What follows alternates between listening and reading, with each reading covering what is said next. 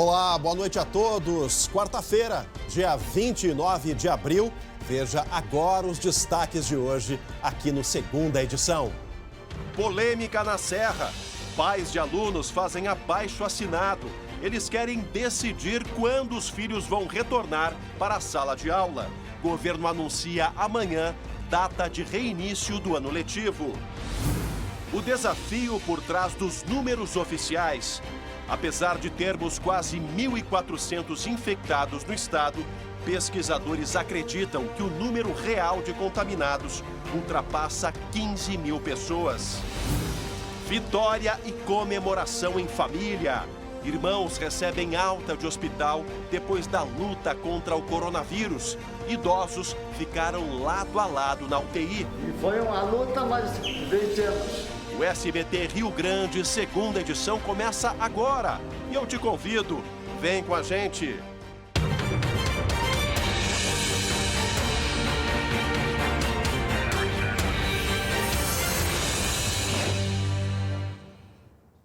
É emocionante a história que encerra o programa de hoje. Mas a gente começa falando de educação, né, gente? Educação que todo mundo sabe está de quarentena por conta dessa pandemia toda e, por si só, gera polêmica em várias regiões aqui do nosso estado. A polêmica da vez vem lá da Serra Gaúcha e ganha espaço entre os pais de alunos do ensino fundamental e médio. Eles estão assinando uma petição, um abaixo-assinado, para que possam decidir se os filhos voltam ou não para a sala de aula. A prorrogação do prazo foi anunciada nesta terça-feira pelo governador Eduardo Leite. No entanto, ainda estamos definindo se o retorno das aulas se dará ao longo do mês de maio ou no mês de junho. Ainda assim, pais que não se sentem confortáveis com o retorno dos filhos à escola neste semestre querem ter direito de escolha. Eles temem punição pelos conselhos tutelares. Olha, eu prefiro perder o ano, né? Mas eu quero esse ano manter meu filho em casa até que eu me sinta segura de poder levar ele para a escola. O abaixo-assinado, que circula pela internet há pouco mais de uma semana, já conseguiu mais de 7 mil assinaturas. Pais da região metropolitana de Porto Alegre e de outras partes do estado também estão aderindo. Uma cópia do abaixo-assinado já foi entregue ao prefeito de Caxias do Sul e a ideia é encaminhar também ao governo do estado. Os pais sugerem que seja feita uma consulta para saber a opinião das famílias e dos professores sobre o retorno das atividades neste momento de pandemia. Por outro lado, há pais que justificam a necessidade de reabertura das escolas, já que muitos voltaram ao trabalho e não têm com quem deixar os filhos. A polêmica tomou conta das redes sociais. Este usuário questiona. Alunos podem andar de ônibus, ir em parques, passear em shopping, mas escola não. E complementa. Todos estão voltando ao normal de forma segura. Está na hora de pensar em solução, pois nem toda criança tem acesso a tablet, celular, computador para ter aula online. Para esta infectologista, este ainda não é o momento mais adequado para o retorno das aulas. Qual é a criança que a gente consegue deixar uma máscarazinha dessas no rosto? Nenhuma. Quanto menor a criança, menos ela vai ficar com máscara. E ela pode sim ser uma transmissora. Se eles realmente quisessem retornar, eles teriam que também fazer fluxos com poucas pessoas. Quem aí é capaz de dizer qual é a resposta mais adequada? Isso é uma pergunta, uma resposta que vai vir ao longo dos dias, né, gente? O governo aí monitorando, verificando a capacidade de retorno das aulas. É polêmico demais, porque envolve o futuro, né? Envolve a educação, mas hoje ainda o isolamento, né? O distanciamento controlado, como o governo usa essa expressão, me parece a questão mais adequada. Não aposto no retorno ainda no mês de maio. Bom, já está aqui na tela os casos confirmados aqui de Covid-19 no território gaúcho, 1.400 casos, 1.420 casos confirmados. Já chegamos aqui a 51 mortes e 137 municípios. Foi confirmado hoje mais um óbito, gente, em Venâncio Aires, aqui no Vale do Rio Pardo. Uma mulher de 54 anos, era esposa de outra vítima da doença que morreu no domingo. Ela tinha uma doença cardiovascular prévia. Os 2 filhos do casal também foram contaminados, mas felizmente passam bem. Esse casal, ele trabalhava num frigorífico lá da cidade de Lajeado, no Vale do Taquari. A nossa produção entrou em contato com a empresa mas ninguém quis se pronunciar sobre as mortes e sobre as ações que a empresa está adotando, né, justamente para prevenir outros casos de infecção pela Covid-19. Há casos, né, de trabalhadores contaminados em pelo menos 9 indústrias de carnes, 9 plantas de frigoríficos de carne aqui no nosso estado. Os que mais preocupam as autoridades ficam em Passo Fundo, no norte, em Lajeado, aqui na região dos Vales. Daqui a pouquinho, a gente vai falar mais sobre esse assunto, também sobre o novo protocolo do governo gaúcho, justamente para tentar fazer o controle dessa questão da pandemia nas plantas, na produção de proteína animal. E também as cidades que já receberam ou vão receber a partir da próxima sexta-feira as bandeiras. Passo Fundo e Lajeado, bandeira vermelha. Já já a gente volta a tocar nesse assunto.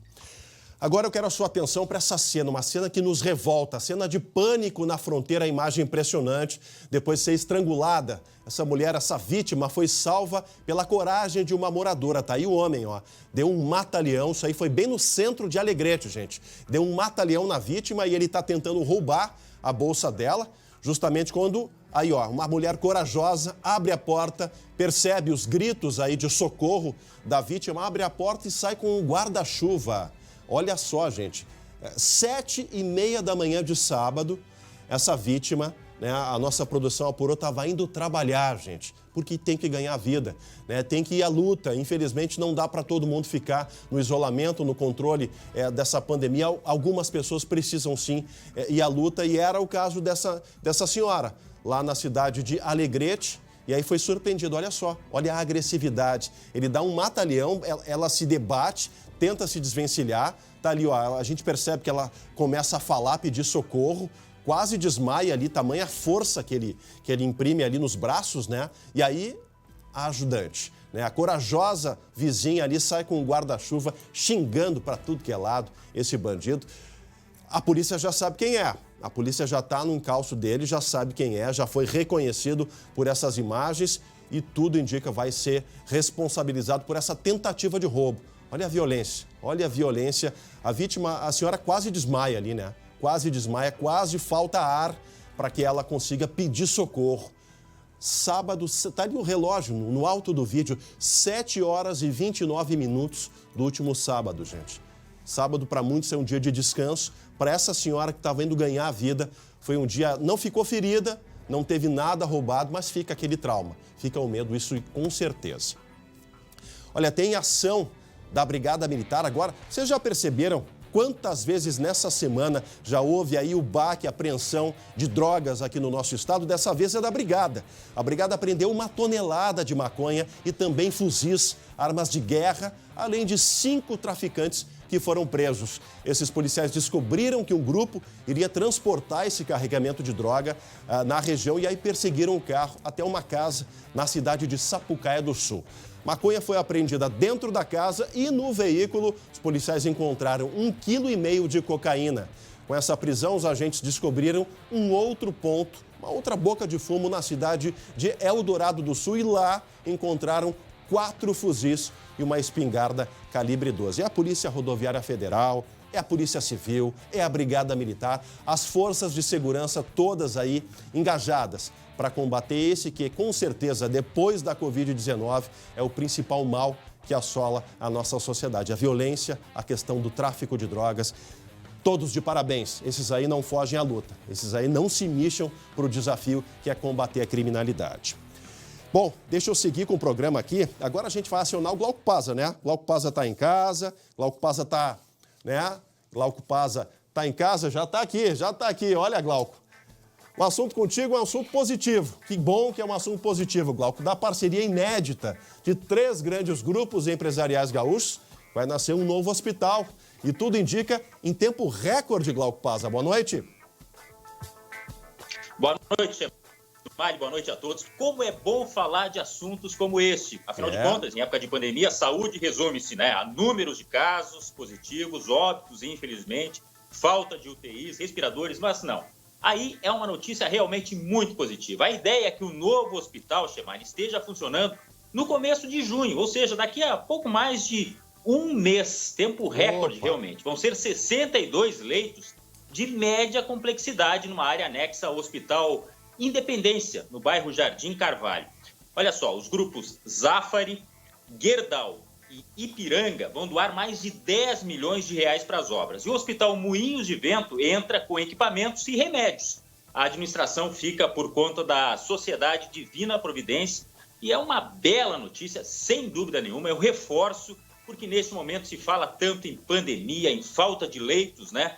E a gente não pode esquecer que as outras pessoas que não são vítimas de Covid-19 adoecem por outros motivos também, né, Chamari?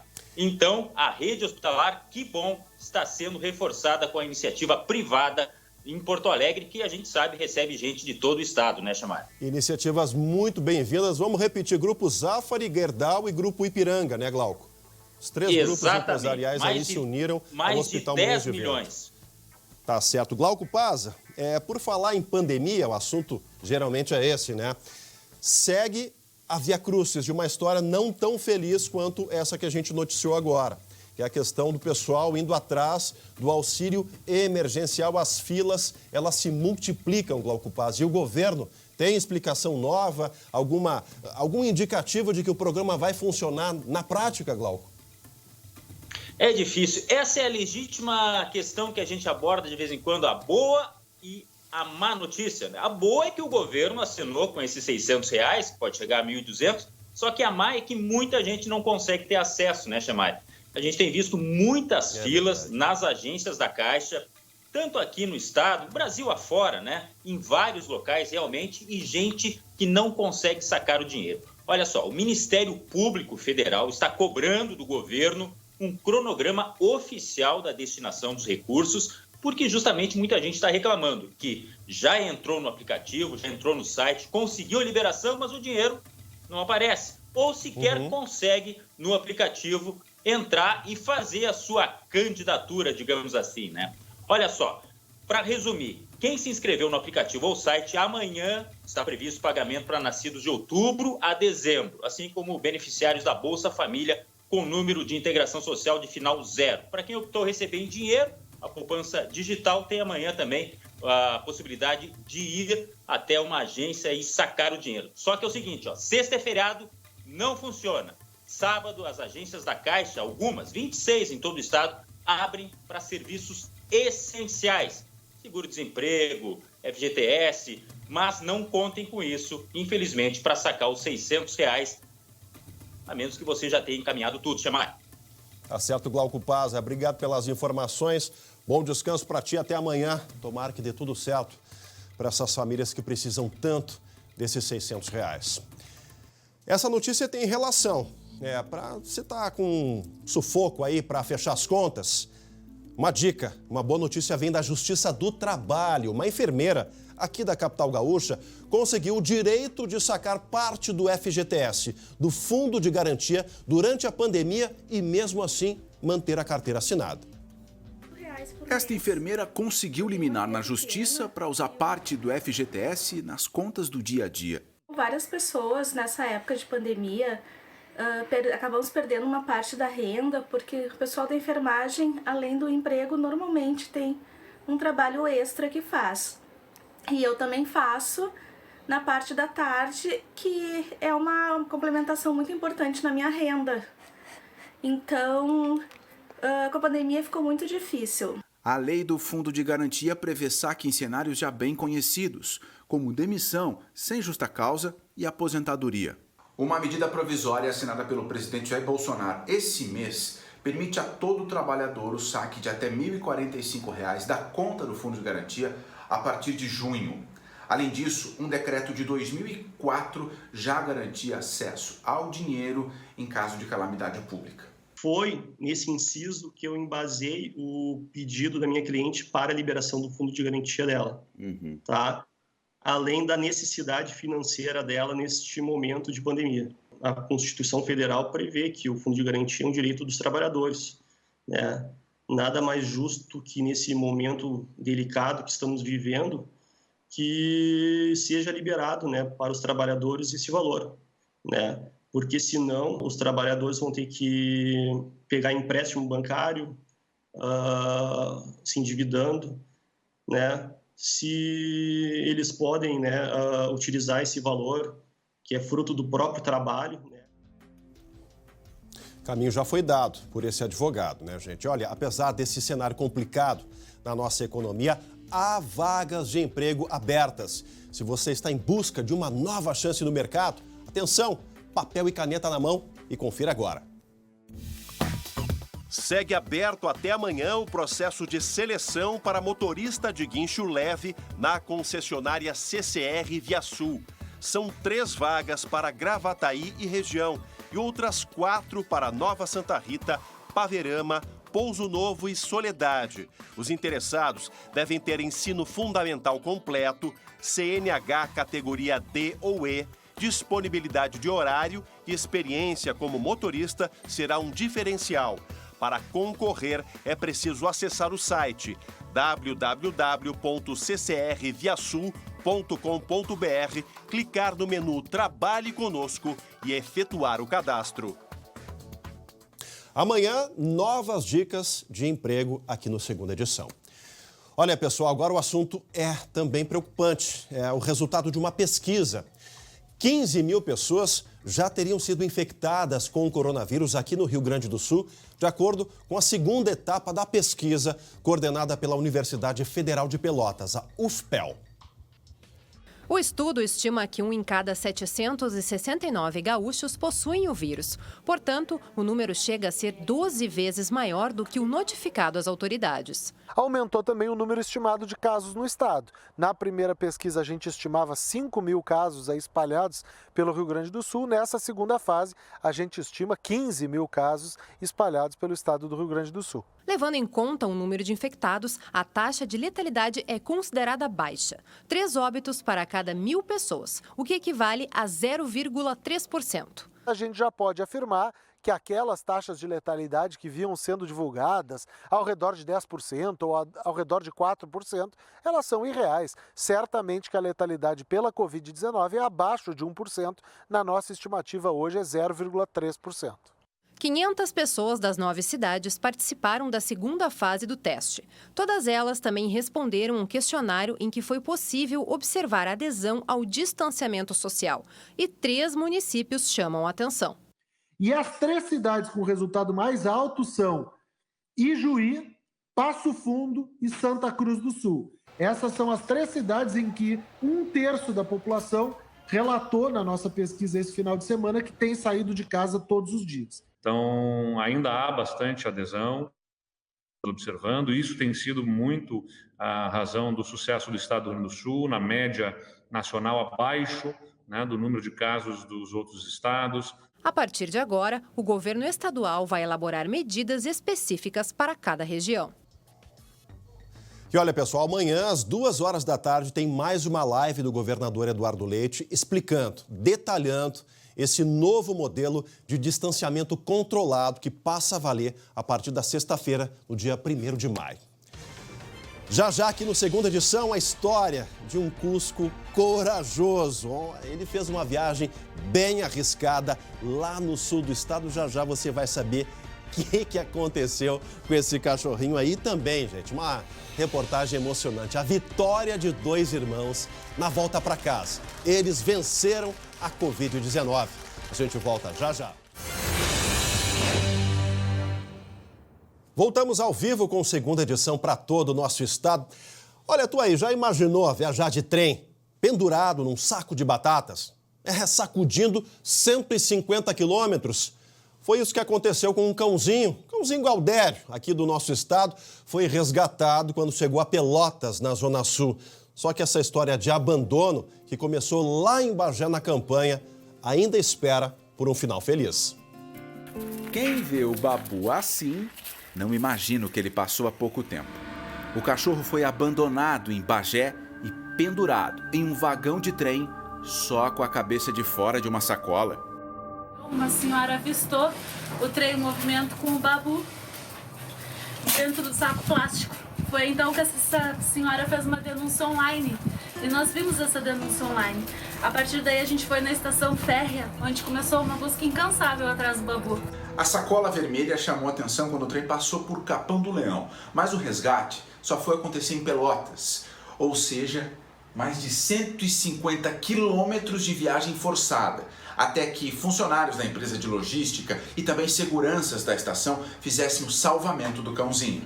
Maus tratos contra animais é crime e deve ser denunciado.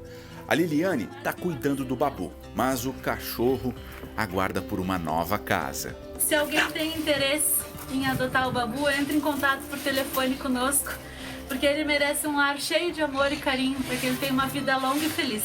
Ele é um cachorro muito especial, muito querido, se dá bem com outros animais e ele está para adoção. Eu fico aqui pensando enquanto olho as imagens, quem é que tem coragem, gente, de pendurar um cusco desse num saco de batata e abandonar num trem? Olha, pessoal, para adotar o Babu, você pode entrar na nossa página para saber mais informações. Só não esqueça, só adote se você puder cuidar de verdade. Se tiver como pagar os tratamentos, veterinário, as vacinas e, claro, dar muito amor. Para o Babu, o animal não é brinquedo, é para toda a vida. Pelo menos enquanto ele estiver com a gente, né? O Babu aí eu acho que tem uns bons anos de vida pela frente. Olha, pessoal, eu sei que tem muita notícia triste, né, ligada a essa pandemia toda que a gente está vivendo. Por isso, a gente tem que comemorar as pequenas vitórias, as grandes nem se fala. E olha essa história.